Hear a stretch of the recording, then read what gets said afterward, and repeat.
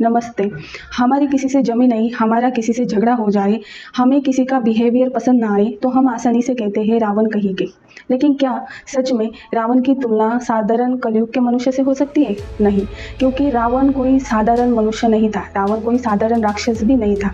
क्योंकि रावण को मारने के लिए आप सोचो, रावण को मारने के लिए भगवान विष्णु को मनुष्य का रूप धारण करके राम अवतार में आना पड़ा। जिस रावण को देखकर देवता भी घबराते थे, पृथ्वी कँपकँपाती थी, पाताल लोक कँपकँपाता था, वो रावण कोई साधारण मनुष्य तो नहीं था। रावण के आज हम क्वालिटीज़ के बारे में बात करेंगे। हम आजकल के कलयुग हम आसानी से कहते हैं रावण कहीं के, लेकिन सच में रावण की तुलना मत करो कलयुग के इंसान से। क्योंकि आजकल राम तो छोड़ो, रावण भी कोई नहीं हो सकता, क्योंकि रावण में बहुत सारी अच्छाइयाँ भी थी, रावण में बहुत सारी बुराइयाँ भी थी। हम क्यों हमेशा नेगेटिविटी पर ध्यान दें? हम एक बुरे इंसान से भी कुछ अच्छा सीख सकते हैं। जब रावण मृत्यु के अंतिम समय में था, अंतिम सांस ले रहा था, तब राम ने कहा था लक्ष्मण से, रावण इस दुनिया का विद्वान के राम ने लक्ष्मण से कहा, जाओ एक विद्वान से कुछ सीख लेकर आओ। विद्वान किसे कहा? रावण को। क्योंकि राम ने लक्ष्मण से कहा, जाओ एक विद्वान से सीख लेके आओ। तुम उसे सिर्फ राक्षस मत समझो। आज रावण मर जाए, लेकिन फिर भी उसे एक विद्वान कह के हमेशा याद रखा जाएगा। आज भी श्रीलंका, इंडोनेशिया, बाली द्वीप इस जगह पर रावण को पूजा जाता है, क्योंकि उसमें कुछ अच्छाइयाँ भी थी। वो पूरा बुरा इंसान नहीं था। अगर उसने सीता हरण भी किया था तो वो अपनी बहन के भड़कावे पर किया था, ना कि उसकी गलत नज़र थी सीता पर। और उसने जब सीता का हरण भी किया था, उसने कभी भी सीता को गलत नज़रों से नहीं देखा, ना ही सीता को उसके परमिशन के बिना हाथ लगाया।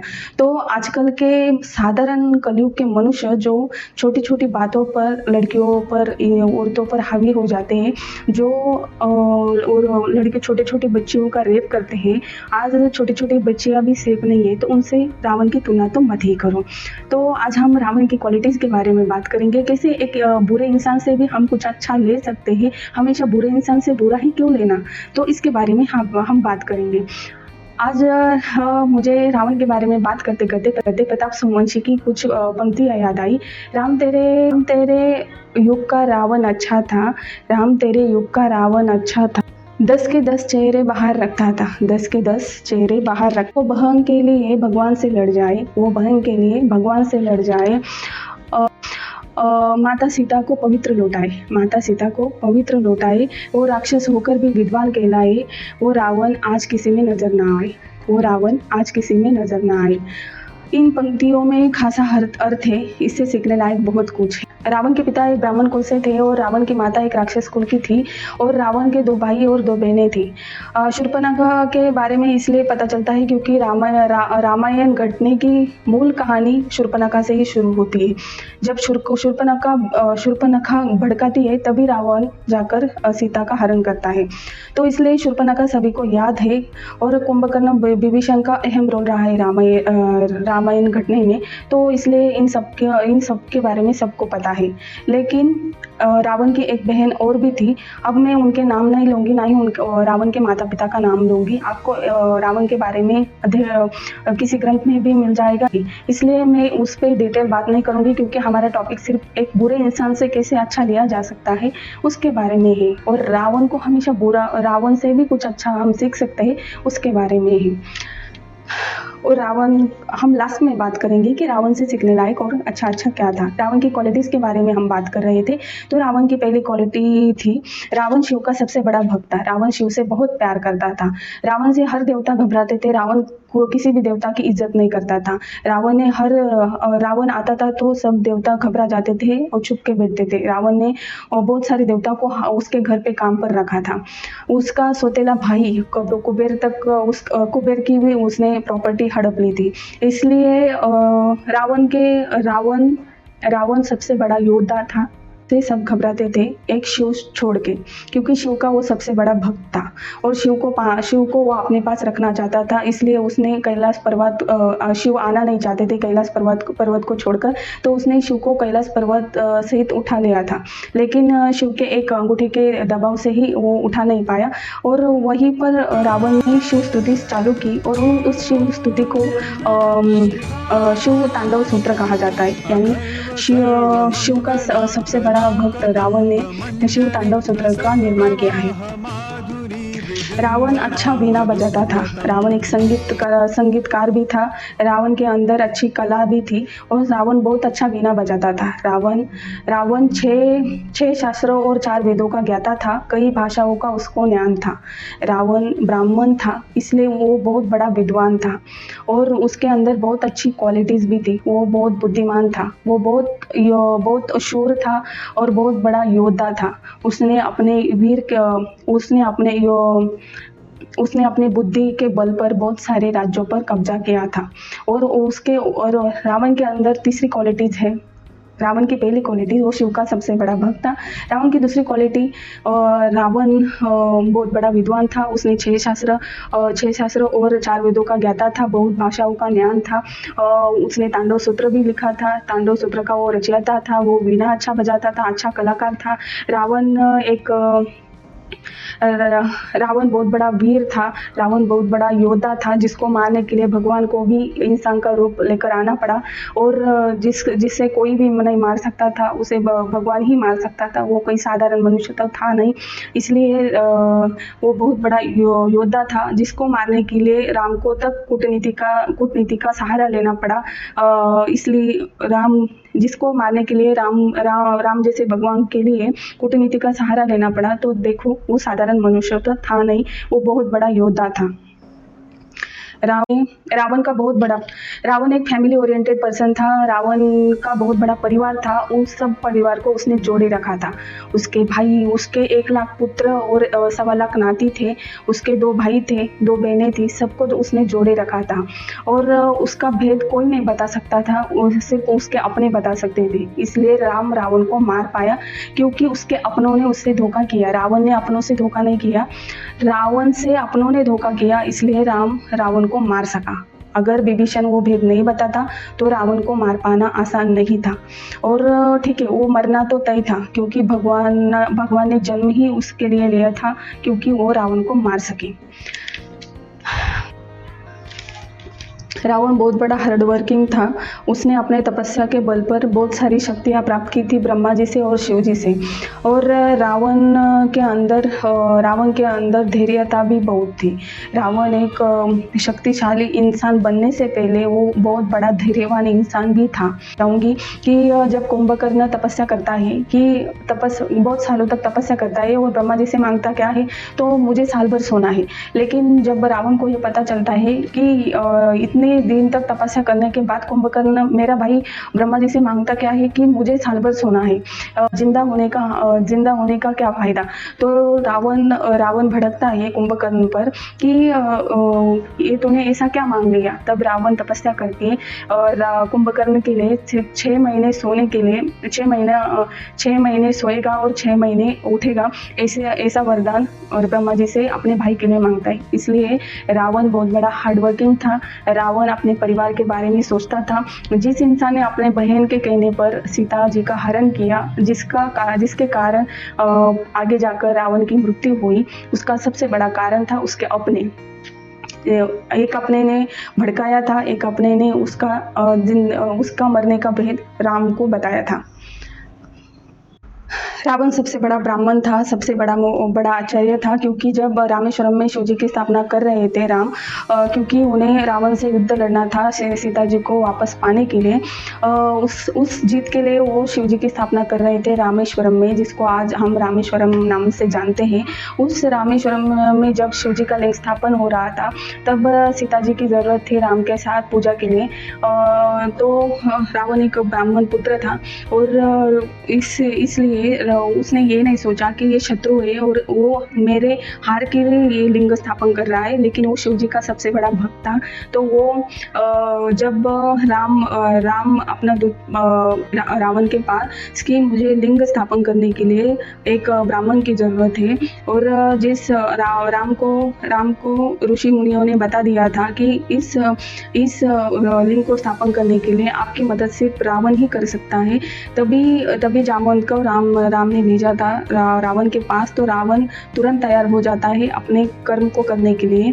वो तुरंत आ जाता है सीता को लेकर वहाँ पर, और वो लिंग स्थापित कर देते हैं वहाँ पर। शिव जी प्रकट होकर उस स्थान का नाम रामेश्वरम रख देते हैं। इसलिए तुरंत उसके बाद वो सीता को वापस ले जाता है। इससे कहते हैं कि रावण एक बहुत बड़ा ब्राह्मण था, वो अपने काम को लेकर सजग था, वो अपने काम को लेकर हॉनेस्ट था। इसलिए उसे सीखने लायक बहुत अच्छी एक बात है, हॉनेस्टी, हार्ड वर्किंग और परिश्रम और एक अच्छी नीयत। क्योंकि वो जानता था कि शिव जी से ये मेरी हार मांगने वाले हैं, इनकी जीत मांगने वाले हैं। फिर भी उसने अपने काम के प्रति आस्था बरताई, और वो काम करने के लिए वो अपने शत्रु के पास भी आया और अपने शत्रु की मदद भी की। इसलिए रावण से सीखने के लिए बहुत अच्छी बातें हैं। अब इतनी सारी क्वालिटीज़ के बारे में बात की, तो हम हमने इतनी सारी क्वालिटीज़ की बात की रावण के, तो राम की सबसे अच्छी क्वालिटी के बारे में बात करेंगे कि जब अपने बहन के भड़काने पर उसने जब सीता का हरण किया, सीता को ले जाकर एक वृक्ष के नीचे रख दिया, तो उसने कभी सीता को गलत नज़रों से नहीं देखा, ना ही सीता को उसके मर्जी के खिलाफ हाथ लगाया। आजकल के लोग छोटी छोटी बच्चियों को नहीं छोड़ रहे, तो आसानी से रावण की तुलना आसानी से किसी कलयुग के मनुष्य के साथ तो मत ही कीजिए। हम आसानी से हमारे घर की महिलाओं को दुराचार करते हैं, महिलाओं को नहीं, इंसानों के बारे में भी दुराचार करते हैं। रावण एक बहुत अच्छा राजा भी था, उसके राज्य में प्रजा सुखी भी थी, उसके राज्य में प्रजा आनंदी भी थी, उसके राज्य में प्रजा खुशहाली से रहती थी। इसलिए वहाँ पर आज भी मालदीव हो, श्रीलंका हो या इंडोनेशिया साइड हो, वहाँ पर आज भी लोग रावण की पूजा करते हैं। रावण की सिर्फ एक ही गलती थी, उसके अंदर अहम आ गया था। रावण की सिर्फ एक ही गलती थी, उसके अंदर अहंकार आ गया था, क्योंकि वो एक साधारण मनुष्य था, और उस साधारण मनुष्य ने बहुत ऐसी चीज़ें अपने तपस्या के बल पर की थी। उसने इतना परिश्रम किया था खुद पर, वो कहता था क्यों ना मुझे घमंड हो, इस चीज़ को पाने के लिए मैंने बरसों परिश्रम किया है। इस चीज़ को पाने के लिए, यानी ये विद्वानता पाने के लिए, वो सोने की लंका पाने के लिए, भगवान शिव का सबसे बड़ा भक्त होने के लिए, इतनी सारी शक्तियाँ पाने के लिए, जिस शक्ति से तीनों लोग घबराते थे, यानी पाताल, पृथ्वी और स्वर्ग, जिस इंसान से घबराते थे, सभी देवता उसे देखकर चुप जाते थे। ये सभी शक्तियाँ पाने के लिए उसने ढेर सारे साल उसने इन शक्तियों को पाने के लिए बहुत सारे साल तपस्या की थी। इसलिए उसे अपने विद्वानता पर, अपने परिश्रम पर, अपने ज्ञान पर गर्व था। रावण कहता था कि क्यों ना मुझे गर्व हो, क्यों ना मुझे अहंकार आए, क्योंकि मैंने इस चीज़ को पाने के लिए बरसों तपस्या की है, इस चीज़ को पाने के लिए मैंने बरसों मेहनत की है, इस चीज़ को पाने के लिए मैंने बरसों राह देखी है। वो चीज़ उसने कर दिखाई थी। एक साधारण मनुष्य होने के बावजूद उसे मारने के लिए भगवान को जन्म लेना पड़ता है। वो कोई साधारण मनुष्य था नहीं, तो उसे अहंकार था उसके उन शक्तियों का, उसके उन परिश्रम का, उसके उन तपस्याओं से मिले शक्तियों का, सबका उसे अहंकार चढ़ चुका था। जब ये अहंकार से स्वर्ग तक एक सीढ़ियाँ बनाई जाए, ताकि वो बहुत बड़ा आविष्कारी भी था, क्योंकि वो चाहता था कि पृथ्वी से स्वर्ग तक सीढ़ी बनाना, क्योंकि राक्षस लोग आसानी से आए जाए पृथ्वी से स्वर्ग तक। और दूसरा, वो चाहता था कि हर राक्षस को वो अमृत कुंड पिलाना चाहता था, लेकिन वो कर नहीं पाया। उसे मरते दम तक खेद था। इसलिए जब रावण मृत्यु के अंतिम समय गिन रहा था, तब राम लक्ष्मण से कहता है कि जाओ और तुम रावण से कुछ बातें सीख के आओ। रावण से कुछ बातें सीख के आओ। लक्ष्मण कहता है क्यों, उस राक्षस से सीखने लायक ऐसा क्या है? तब राम कहते हैं कि वो सिर्फ राक्षस नहीं था, रावण बहुत बड़ा विद्वान था, रावण बहुत बड़ा पंडित था, रावण बहुत बड़ा बुद्धिमान इंसान था। वो बहुत बड़ा परिश्रमी था।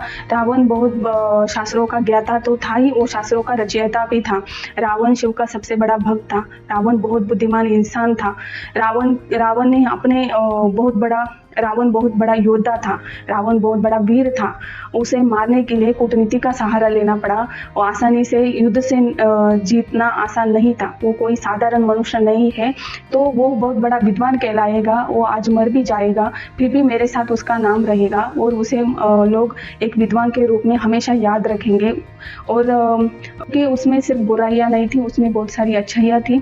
तो लक्ष्मण जब ये सुनता है तो वो रावण के पास जाता है। रावण से कहता है मुझे कुछ बातें सिखाइए, क्योंकि राम ने कहा है कि आपसे कुछ बातें सीखे। तब रावण ने कुछ अपने ज़िंदगी से जो उसने सीखा था वो बातें उसने बताई। और जो उसने अपने ज़िंदगी से कुछ सीखा था वो बातें उसने ज्ञान की लक्ष्मण को बताई और कहा कि शुभस्य शीघ्रम, मतलब जो जितना हो सके जो शुभ कार्य है ये जल्दी से जल्दी करो। अगर हमेशा शुभ से शीघ्रम, जो अच्छी से अच्छी बातें हैं वो जल्दी से जल्दी करो, और जो बुरी सी बुरी बातें हैं वो बुरी सी बुरी तुम अपनी ज़िंदगी में जो अच्छा करना चाहते हो वो जल्दी से जल्दी करो। और जो तुम्हारे लिए अच्छा नहीं है जो तुम्हारे लिए अच्छा नहीं है वो जितना हो सके वो टाल दो। ऐसी ये पहली बात उसने बताई थी। दूसरा उसने कहा था कि कभी भी अपना रहस्य किसी को मत बताओ। रावण ने दूसरी ज्ञान की बात लक्ष्मण को ये बताई थी कि कभी भी अपना रहस्य किसी को मत बताओ, चाहे वो अपना क्यों ना हो, क्योंकि आज मेरा मृत्यु का कारण मेरा सगा भाई था। इसलिए अपना रहस्य कभी किसी को मत बताओ। कब तीसरी बात बताई थी कि कभी भी अपने में अहंकार मत आने दो। तुम चाहे कितने भी विद्वान हो, तुम चाहे कितने भी शक्तिशाली हो, तुम चाहे कितने भी बलशाली हो, तुम चाहे कितने भी वीर हो, तुम चाहे कितने भी बुद्धिमान हो, तुम्हारे पास कितने भी शक्तियाँ हो, तुम अपने सामर्थ्य पर कभी भी अहंकार मत चढ़ने देना, कभी भी अहम मत चढ़ने देना। और नहीं तो जैसे मेरी दशा है वैसी वो जो अहंकार करेगा उसकी दशा सेम दशानंद जैसी होगी। ये उसकी तीसरी ज्ञान की बात थी। ये तीसरी उसकी ज्ञान की बात थी लक्ष्मण के लिए। और चौथी बात थी कि कितना भी छोटा शत्रु हो या कितना भी छोटा रोग हो, इन दोनों को भी कभी कमज़ोर मत समझना।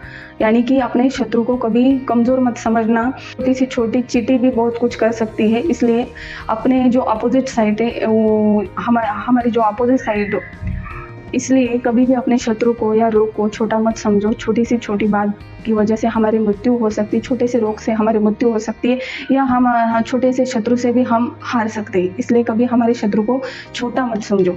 ये चौथी ज्ञान की बात पांचवी ज्ञान की बात लक्ष्मण को रावण ने ये कही थी कि हमेशा परिवर्तन पर ध्यान दो। हमेशा परिवर्तन की तरफ चलो, परिवर्तन पर ध्यान दो। यानी हमेशा अपनी ज़िंदगी में परिवर्तन करो। हर युद्ध की नीति के तरीके बदलो। हर युद्ध की नीति अलग होती है, तो परिवर्तन पर ध्यान दो। छठी बात रावण ने लक्ष्मण को कही थी, हमेशा प्रजा के लिए राजनीति करो। हमेशा प्रजा के हित के लिए राजनीति करो। क्योंकि अब हम बात करेंगे रावण से सीखने लायक क्या था, रावण के ज़िंदगी से सीखने लायक क्या था और रावण से सीखने लायक क्या था, इसके बारे में हम बात करेंगे। रावण सबसे बड़ा विद्वान था, 6 शास्त्रों 4 वेदों का ज्ञाता था, उसे कई भाषाओं का ज्ञान था, शिव का सबसे बड़ा भक्त था। और रावण को मारने के लिए भगवान को इंसान का रूप लेकर आना पड़ा। रावण का ज्ञाता था, कई भाषाओं को उसे ज्ञान था। और शिव का सबसे बड़ा भक्त था, तांडव सूत्र का निर्माता था, तांडव सूत्र का रचयिता था। उसने कई शास्त्रों की रचना की है। वो बहुत अच्छा वीणा बजाता था। वो बहुत अच्छा फैमिली ओरिएंटेड पर्सन था। उसके फैमिली के अंदर बहुत सारे लोग थे। 1.25 लाख नाती थे, 1 लाख पुत्र थे, और 2 भाई और 2 बहनें थी। इन सभी को उसने जोड़े रखा। भगवान को मनुष्य का रूप धारण करके पृथ्वी पर आना पड़ा। वो कोई साधारण मनुष्य नहीं था। तो राम और रावण को अलग क्या बनाता था? तो राम और रावण को अलग बनाता था उनकी क्वालिटीज। रावण में बहुत सारी अच्छाइयाँ थी और बहुत सारी बुराइयाँ थी।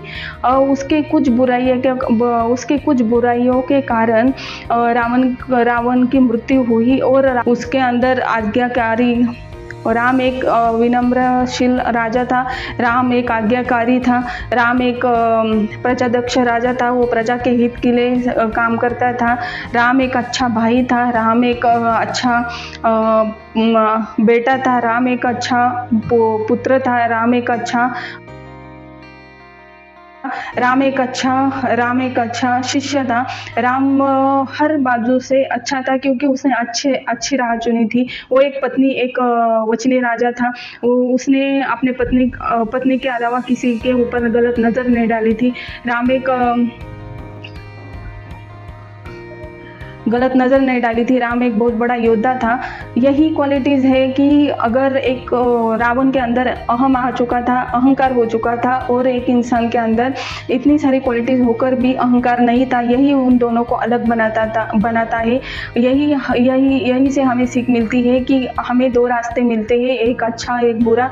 हमें कौन सा चुनना है? बुरे से भी सिर्फ अच्छा लेना है और अच्छे से बहुत सारा अच्छा सीखना है और अच्छी राह पर चलना है। वही हमें हमारे गोल्स की तरफ ले जाता है, वही हमें अच्छी राह दिखाता है, वही हमें अच्छाई से जीना सिखाता है, वही हमारे ज़िंदगी के सफ़र का अंतिम क्षण भी अच्छा ही जाता है। तो हमेशा अच्छी राह चुननी चाहिए, अच्छा सोचना चाहिए, अच्छा सफ़र चुनना चाहिए। और हमें हर किसी को चांस मिलता है, अच्छा और बुरा रास्ते दो हर किसी के लाइफ में आते हैं, और उनसे चुनना है, उन रास्तों में से उनसे कौन सा चुनना है। और आप चुनिए आपके लिए कौन सा रास्ता है। मुझे कमेंट बॉक्स में बताइए कि आपको कैसा लगा मेरा वीडियो। अगर आपको मेरा वीडियो पसंद आया होगा, अगर आप यूट्यूब पर देख रहे हैं तो मुझे सब्सक्राइब करें। आप अगर फेसबुक पर देख रहे हैं तो मुझे फॉलो करें। आप अगर मेरा वीडियो ट्विटर पर देख रहे हैं तो मुझे फॉलो करो। आप अगर मेरा वीडियो इंस्टाग्राम पर देख रहे हैं तो मुझे फॉलो करो।